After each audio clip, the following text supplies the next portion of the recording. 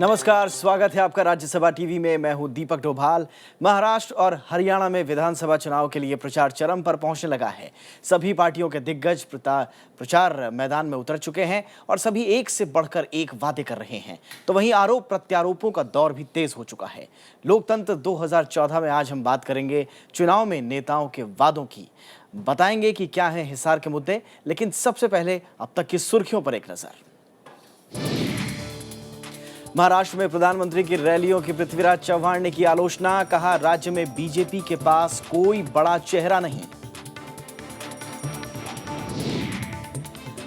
महाराष्ट्र के विभाजन पर चुनावी सियासत तेज। रविशंकर प्रसाद का बयान, छोटे राज्यों के पक्ष में बीजेपी।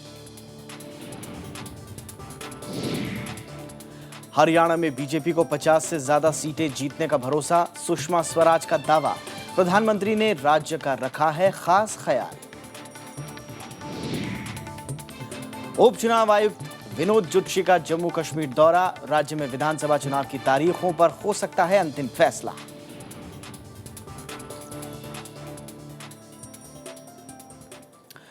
हिसार में चरम पर है चुनाव प्रचार, इसकी हम बात करेंगे। पूरे हरियाणा की तस्वीर आपको बताएंगे कि क्या क्या वहां पर चुनावी मुद्दे हैं, लेकिन फिलहाल शुरुआत महाराष्ट्र से करेंगे।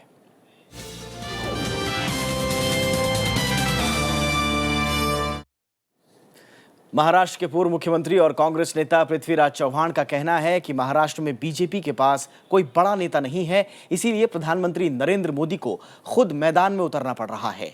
एक प्राइवेट चैनल को दिए इंटरव्यू में उन्होंने कहा कि भारत के इतिहास में किसी भी प्रधानमंत्री ने इतनी चुनावी रैलियां नहीं की और इसका कारण है कि महाराष्ट्र में बीजेपी के पास कोई चेहरा नहीं है। बीजेपी इसी कमी को प्रधानमंत्री के जरिए दूर करना चाहती है। उन्होंने कहा कि लोकसभा में हुई जीत के बाद बीजेपी में घमंड आ गया है। राजनाथ सिंह, सुषमा स्वराज और अमित शाह की महाराष्ट्र में हुई रैलियों पर टिप्पणी करते हुए उन्होंने कहा कि पार्टी अब राज्य में नेताओं को आयात कर रही है।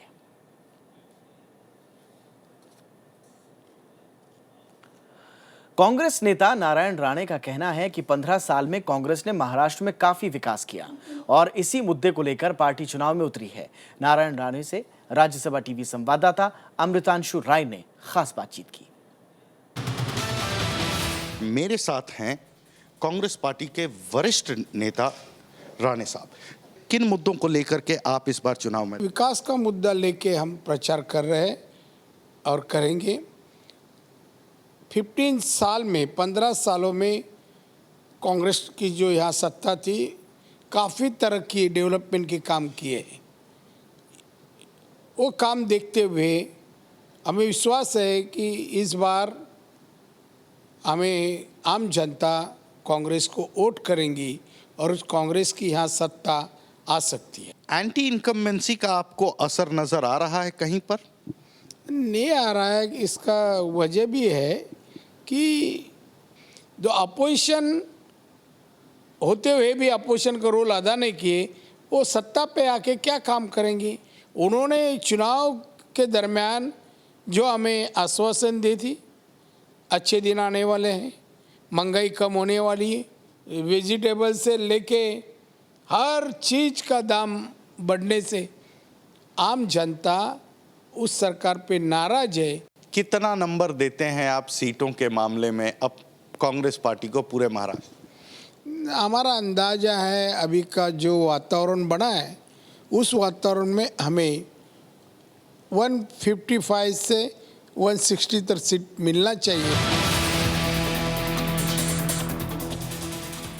और आपको बताएं कि कांग्रेस उपाध्यक्ष राहुल गांधी ने महाराष्ट्र विधानसभा चुनाव के लिए पार्टी प्रचार की अभियान की शुरुआत कर दी है। इस वक्त वो रायगढ़ के महाद में एक रैली को संबोधित कर रहे हैं। आइए आपको सीधे लिए चलते हैं। वहीं और दवाई देते हैं, मुफ्त में देते हैं। और हमारी सरकार आएगी तो इस प्रोग्राम को हम और भी ज्यादा गहरा करेंगे और लोगों को भी फायदा पहुंचाएंगे और ज्यादा फायदा पहुंचाएंगे। अब आप देखिए, कुछ दिन पहले प्रधानमंत्री जी को अमेरिका जाना था। अमेरिका की कंपनियों ने उनसे कहा कि देखिए, काम कीजिए, हमें अपनी दवाई हिंदुस्तान में बेचनी है। आपकी जो प्राइसेस हैं उसको आप खोल दीजिए। हुआ क्या, जो गरीब लोग दवाई खाते हैं, डायबिटीज की दवाई, कैंसर की दवाई, अलग अलग दवाई महंगी हुई। आने वाले दिन में आपको पता लग जाएगा, जो दवाई 8,000 रुपए की होती थी, कैंसर की दवाई जो 8,000 रुपए की होती थी, 1 लाख रुपए से ज्यादा की हो गई। अमीर लोगों को कोई मुश्किल नहीं होती, कैंसर हो जाता है, बड़े से बड़े अस्पताल में पहुंच जाते हैं। डायबिटीज होती है, आसानी से इंजेक्शन पड़ जाता है। नुकसान किसको होता है? नुकसान आपको होता है, गरीब लोगों को होता है, कमजोर लोगों को होता है। और हम चाहते हैं कि आपकी ऐसी सरकार हो जो आपके साथ हाथ पकड़ के, आपका हाथ पकड़ के आगे चले। जो विकास होता है, प्रगति होती है, ये कोई आसान काम नहीं होता है, ये कोई एक नेता नहीं करता है, आप सब करते हो। रोज आप हिंदुस्तान की प्रगति के लिए लड़ते हो। कोई छोटा सा बिजनेस करता है, कोई खेती करता है, कोई मजदूरी करता है, अकेले करते हो। जब आपके मां बाप बीमार होते हैं तो आपको दवाई देनी पड़ती है। दुख आपका होता है, सरकार का दुख नहीं होता है। कठिनाई आपको होती है, सरकार की कठिनाई नहीं होती। हम चाहते हैं कि ऐसी सरकार बने जब आपको दुख हो, आपके सामने कठिनाई हो, खासतौर से जो इस देश का गरीब है, जो महिलाएं हैं, तो आपको लगे कि भाई सरकार ने हमारी मदद की। तो प्रचार अभियान की शुरुआत की है महाराष्ट्र में राहुल गांधी ने, और अपने भाषण में उन्होंने केंद्र सरकार की नीतियों पर, खासकर जो दवाइयों के रेट बढ़े हैं कथित तौर पर, उस पर उन्होंने हमला बोला है। और आपको बताएं कि इसके बाद लातूर और मराठवाड़ा में भी राहुल गांधी रैलियां करेंगे। आगे बढ़ते हैं। शिवसेना अध्यक्ष उद्धव ठाकरे ने फिर बीजेपी पर हमला बोला है। मंगलवार को संभाजी नगर और बीड़ की रैलियों में उद्धव ने बीजेपी पर दोस्ती में दगा देने का आरोप लगाया। उन्होंने कहा कि लोकसभा चुनाव में बीजेपी ने मिशन 272 को पूरा करने के लिए शिवसेना का इस्तेमाल किया और सत्ता मिलते ही 25 साल पुरानी दोस्ती तोड़ दी। उद्धव ठाकरे ने कहा कि महाराष्ट्र को तोड़ने के लिए ही बीजेपी ने गठबंधन तोड़ा। उद्धव ने कहा कि प्रधानमंत्री राज्य को नहीं तोड़ने की बात करते हैं, लेकिन महाराष्ट्र के बीजेपी नेता अलग विदर्भ की मांग पर कायम रहने की बात करते हैं। बीजेपी ने स्पष्ट किया है कि राज्यों के बंटवारे को लेकर उसकी नीति में कोई बदलाव नहीं हुआ है। केंद्रीय कानून मंत्री रविशंकर प्रसाद के मुताबिक पार्टी छोटे राज्यों के निर्माण के पक्ष में है। रविशंकर प्रसाद ने प्रधानमंत्री मोदी के उस बयान के बारे में जब पूछा गया जिसमें उन्होंने महाराष्ट्र के विभाजन से साफ इनकार किया था, तो मंत्री का कहना था कि प्रधानमंत्री ने ये बात मुंबई को लेकर कही थी और मुंबई को महाराष्ट्र से अलग करने का कोई विचार नहीं है। हालांकि विदर्भ को अलग राज्य बनाने को लेकर पार्टी के रुख में कोई बदलाव नहीं हुआ है। जैसा हमने आपको अब से कुछ देर पहले बताया कि शिवसेना अलग विदर्भ राज्य का विरोध करती आई है। और इस वक्त हमारे साथ कृति मिश्रा सांकरी महाराष्ट्र से जुड़ चुकी हैं। कृति, आपसे जानना चाहेंगे, इस वक्त भी आरोप प्रत्यारोप चल रहे हैं, लेकिन जमीनी मुद्दे क्या हैं? आप जहां जिन जिन इलाकों में गई, वहां पर आपने बुनियादी समस्याएं क्या देखी?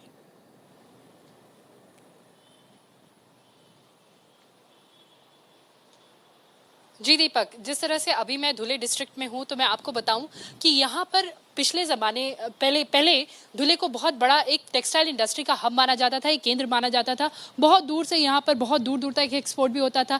लेकिन पिछले कुछ समय में बिजली की कमी के कारण ये इंडस्ट्री चरमरा गई और यहाँ जो लाखों लोग इस पर निर्भर करते थे वो बेरोजगार हो गए। तो सबसे पहली डिमांड धुले डिस्ट्रिक्ट की यही है कि जो पावर लूम सेक्टर है, जो टेक्सटाइल इंडस्ट्री है, उसका नवनिर्माण हो। अगर मैं आपको इतिहास में ले जाऊँ तो धुले का इतिहास हम देखें तो सांप्रदायिक दंगों से ग्रस्त रहा है धुले। 2008 और 2013 में 2 बड़े दंगे हुए, साथ ही 2010, 11, 12 उससे भी छुटपुट घटनाएं होती रहीं।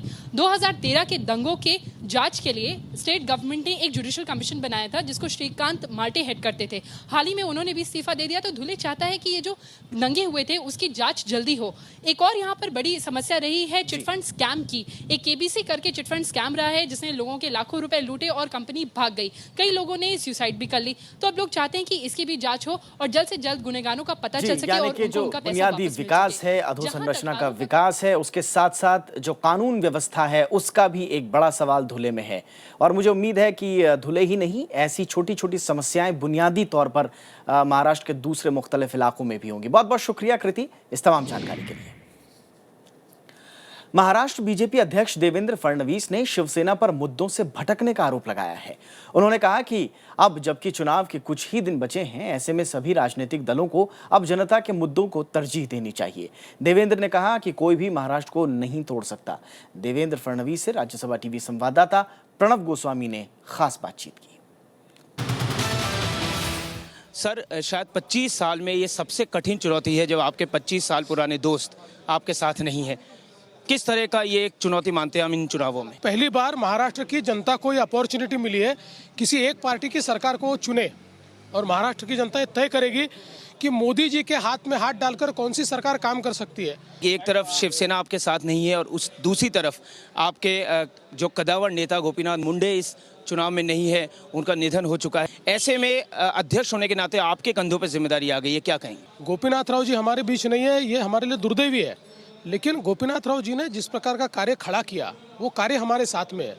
जिस प्रकार की संकल्पना उन्होंने तैयार की थी, इस चुनाव की जो तैयारी उन्होंने की थी, वो सारी हमारे साथ है। प्रधानमंत्री नरेंद्र मोदी की उपलब्धियों या उनके नाम पर चुनाव लोकसभा में लड़ा गया, स्थानीय रूप में ऐसे कौन से इश्यूज है जिनको लेकर आप जनता के बीच में जाए? देखिए, जिस प्रकार से किसानों की आत्महत्या इस सरकार के कार्यकाल में हुए, मुझे ऐसा लगता है कि सबसे कलंकित सरकार ऐसा इस सरकार की ओर देखा जाएगा।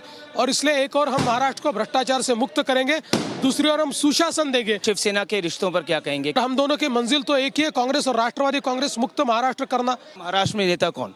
भारतीय जनता पार्टी का पार्लियामेंट्री बोर्ड जिसको चुनेगा वो नेता। फडणवीस जी जिन्होंने कहा कि रिश्ते बदलते नहीं है, भले ही इस चुनाव में गठबंधन नहीं हो पाया, और जहां तक बीजेपी के महाराष्ट्र में नेता के नाम पर उन्होंने इस सवाल को टाल दिया और कहा कि ये उनका जो पार्लियामेंट्री बोर्ड है वो नतीजों के बाद ही तय करेगा। कैमरामैन दुष्मंत के साथ प्रणव गोस्वामी, राज्यसभा टीवी, अहमदनगर।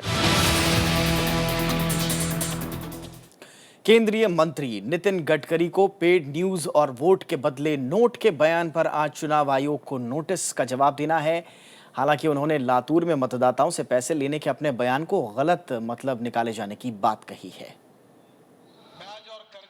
केंद्रीय मंत्री नितिन गडकरी महाराष्ट्र में चुनाव प्रचार के दौरान मीडिया कर्मियों के लिए अलग अलग पैकेज के अपने बयान पर कायम हैं।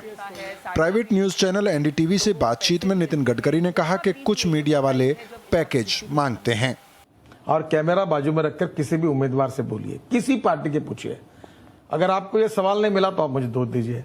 हर आदमी बोलता है हमारा पैकेज क्या है। वहीं चुनाव आयोग के नोटिस के बावजूद नितिन गडकरी अपने बयान पर कायम हैं। उन्होंने माफी मांगने से भी इनकार किया है। एनडीटीवी से बातचीत में नितिन गडकरी ने कहा कि उनके बयान का गलत अर्थ निकाला गया है। पहली बात मैंने ये कहा है कि ये चुनाव में जो कुछ चल रहा है इसके फंदे में मत पड़िए। ये चुनाव आपके भविष्य को तय करने वाला है। जो लोग ऐसे कोशिश करेंगे इसके बहकावे मत आइए। पहली बात करो कि मैंने गलत कुछ कहा नहीं है, तो माफी मांगने का सवाल ही नहीं उठता। रविवार को लातूर की एक चुनावी सभा में नितिन गडकरी ने मतदाताओं को वोट के बदले मिलने वाले पैसे लेने की बात कही थी। ते खाऊन घ्या, प्यायचं ते पिऊन घ्या, मिळालं ते ठेवून घ्या। हरामाचा माल गरीबाकडे जाण्याची हीच वेळ आहे, तेव्हा लक्ष्मीला नाही म्हणू नका। चुनाव आयोग ने पहली नजर में इसे आदर्श आचार संहिता का उल्लंघन माना है और बुधवार शाम तक जवाब मांगा है। उधर कांग्रेस ने नितिन गडकरी के चुनाव प्रचार पर रोक लगाने की मांग की है, तो राष्ट्रवादी कांग्रेस पार्टी ने आयोग की कार्रवाई को सही ठहराया है। मैं चुनाव आयोग से इसे डिमांड करूंगा कि नितिन गडकरी को आगे कैंपेन करने से रोकें, क्योंकि सांप्रदायिक उन्माद या धार्मिक उन्माद फैलाने से भी ज्यादा खतरनाक बयान नितिन गडकरी का है। पैसा कोई भी अगर आपको ऑफर करता है तो पैसा ले लेना भी गुनाह का एक भाग बन जाता है। Abetment to crime penal code के या फिर पोल कोड के मामले में आ जाता है। तो इलेक्शन कमीशन ने नोटिस उन्हें सही दी है। अब उसका जवाब क्या देते हैं? अब वो ये कह रहे हैं कि मैंने जो कहा उसमें मैं कायम हूं और मैंने कोई गलत बात नहीं की।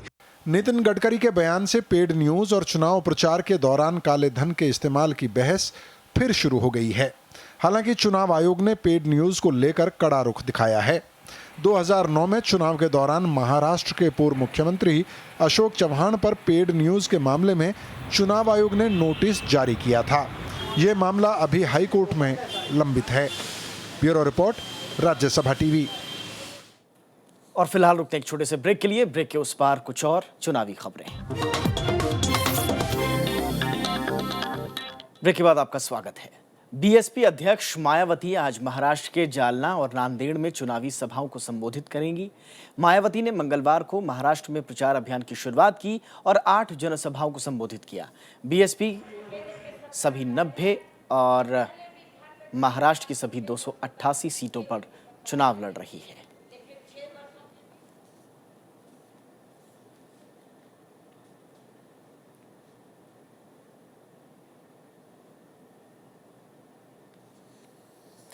महाराष्ट्र की शीतकालीन राजधानी नागपुर में बीजेपी, शिवसेना और कांग्रेस के बीच कड़ा मुकाबला देखने को मिल रहा है। यहां पुणे और मुंबई की तरह प्रशासनिक इकाइयां हैं, लेकिन यहां लोक निर्माण के कई काम अब भी अटके पड़े हैं। पेश है ये रिपोर्ट।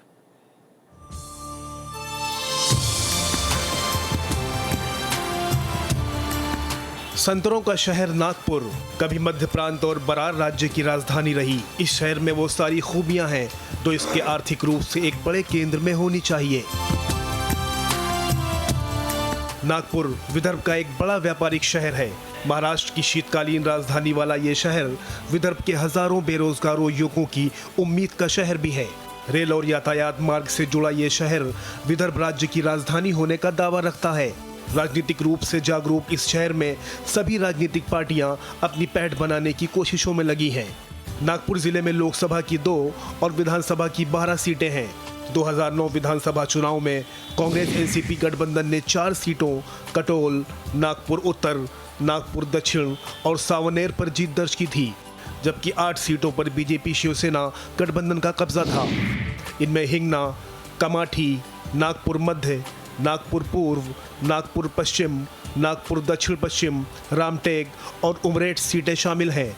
बीजेपी इस बार सरकार विरोधी लहर के बलबूते जीत हासिल करने की कोशिश में है। वहीं कांग्रेस अपने काम के बल पर जीत का दावा कर रही है। The irrigation potential which has to be developed has not been developed by these Congress and NCP government.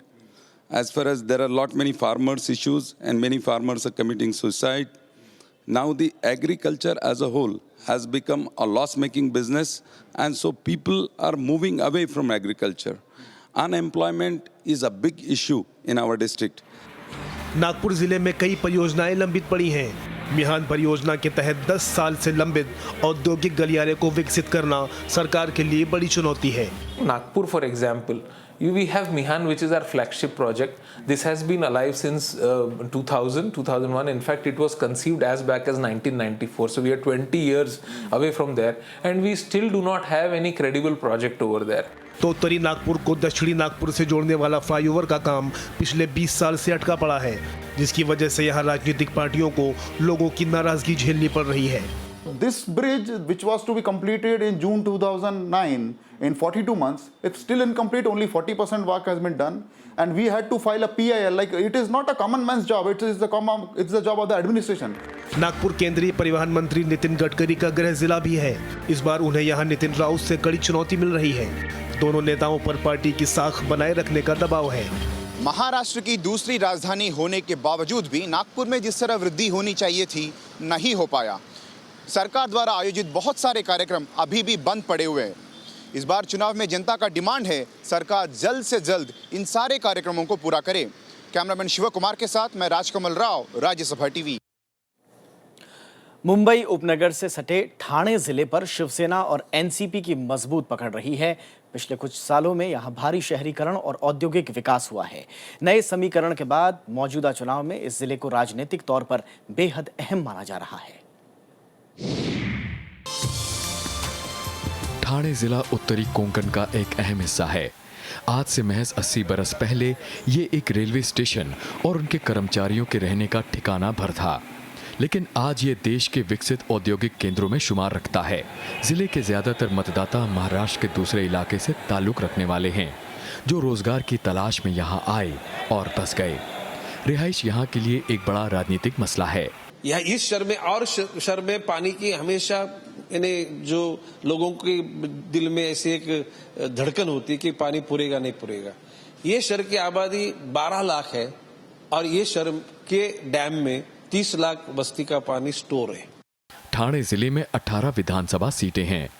2009 में एनसीपी ने 6, शिवसेना ने 5 और बीजेपी, एमएनएस और समाजवादी पार्टी ने 2-2 सीटों पर जीत हासिल की थी, जबकि एक सीट निर्दलीय ने झटका था। मौजूदा चुनाव में शिवसेना 11 और एनसीपी 8 सीटों पर मजबूत दावेदारी पेश करती दिख रही है, जबकि समाजवादी पार्टी भिवंडी पूर्व और भिवंडी पश्चिम सीट पर एक बार फिर अपनी पकड़ बनाती दिख रही है। ये सब सरकार लोगों को गुमराह करने का काम कर रहे हैं और लोगों के साथ खिलवाड़ कर रहे हैं। अभी कितने 10 लाख परिवार आज इस इंतजार में बैठे हैं कि ये समस्या का हल हो जाएगा, वो हम लोग को घर मिलेगा और हम लोग उसमें से वो करेंगे। मुंबई से सटे होने के कारण यहाँ धन बल के इस्तेमाल पर चुनाव आयोग की पैनी नजर है। Very keen on control of use of black money. In fact, there are now static surveillance teams and all those teams on a large scale are checking vehicles if they are carrying cash beyond permitted limit. बंदरगाह के जरिए व्यापार के लिए इस शहर का ऐतिहासिक महत्व है। मिस्र और बेबीलोन के साथ 250 ईसा पूर्व होने वाले व्यापार के दस्तावेजी प्रमाण मौजूद हैं। इस जिले में हिंदू, मुगल, पुर्तगाली और मराठा शासकों ने शासन किया, जिसके चिन्ह आज भी नजर आते हैं। ठाणे जिला क्षेत्रीय पार्टियां जैसे कि शिवसेना और राष्ट्रवादी कांग्रेस पार्टी का गढ़ मानी जाती हैं। यहाँ पे राष्ट्रीय स्तर की पार्टियां कांग्रेस और भाजपा मौजूद तो हैं, लेकिन जहां तहां। अमृतांशु राय, ठाणे, महाराष्ट्र, राज्यसभा टीवी के लिए।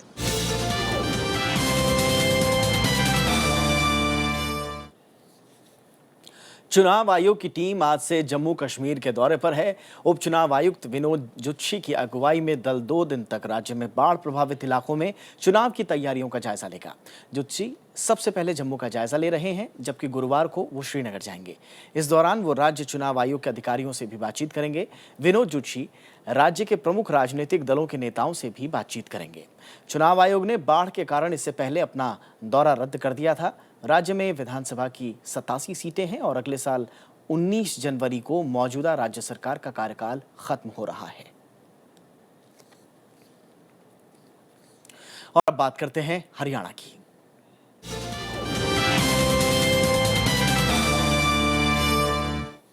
मुख्य चुनाव अधिकारी वीएस संपत ने कल हरियाणा में चुनाव से पहले स्थिति का जायजा लिया। इस दौरान उन्होंने वीडियो कॉन्फ्रेंसिंग के जरिए हरियाणा और उसके पड़ोसी प्रदेश जैसे उत्तर प्रदेश, दिल्ली, उत्तराखंड और हिमाचल प्रदेश के मुख्य सचिवों और डीजीपी से बातचीत की। इस बातचीत में उन्होंने हरियाणा में 15 अक्टूबर को होने वाले चुनाव को लेकर पड़ोसी राज्यों की तैयारियों की जानकारी ली। इन अधिकारियों ने उन्हें बताया कि राज्य में लगने वाली सीमाओं पर चेक पोस्ट लगा दिए गए हैं। शराब, हथियार और नकदी के लिए तलाशी अभियान शुरू कर दिया गया है। साथ ही पंजाब के मुख्य सचिव सर्वेश कौशल ने जानकारी दी कि राज्य में 64 नाके बनाए गए हैं, जिन्हें मतदान वाले दिन सील कर दिया जाएगा। प्रधानमंत्री नरेंद्र मोदी ने आज हरियाणा में कई जगह चुनावी सभाएं वो कर रहे हैं। अब से कुछ देर पहले उन्होंने महेंद्रगढ़, सोनीपत और रोहतक में जनसभा की। अपने भाषण में उन्होंने राज्य में परिवारवाद की राजनीति हावी होने का आरोप लगाया। हरियाणा में खराब लिंगानुपात पर भी उन्होंने राज्य सरकार की आलोचना की। प्रधानमंत्री ने कहा कि राज्य में दलित महिलाएं और लड़कियां सुरक्षित नहीं हैं और चारों तरफ बेरोजगारी है।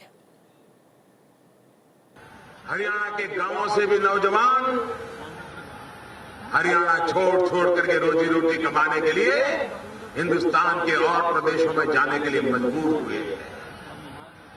जो हरियाणा हिंदुस्तान का पेट भरता है, उस हरियाणा का नौजवान खुद का पेट भरने के लिए हरियाणा छोड़ने के लिए मजबूर हो जाए, इससे बुरा कोई हाल उस राज्य का नहीं हो सकता है। विदेश मंत्री और बीजेपी की वरिष्ठ नेता सुषमा स्वराज का दावा है कि बीजेपी हरियाणा में 50 सीटों पर आराम से जीत जाएगी। कल कैथल में बीजेपी प्रत्याशी राव सुरेंद्र सिंह के समर्थन में हो रही रैली को संबोधित करते हुए उन्होंने कहा कि प्रधानमंत्री ने अपने मंत्रिमंडल में हरियाणा के 4 मंत्रियों को जगह दी है, इसलिए जनता का फर्ज बनता है कि वो बीजेपी को जिताए। राज्य सरकार की आलोचना करते हुए स्वराज ने कहा कि वो दादागिरी में विश्वास करती है और जनता की समस्याओं से उसका कोई लेना देना नहीं।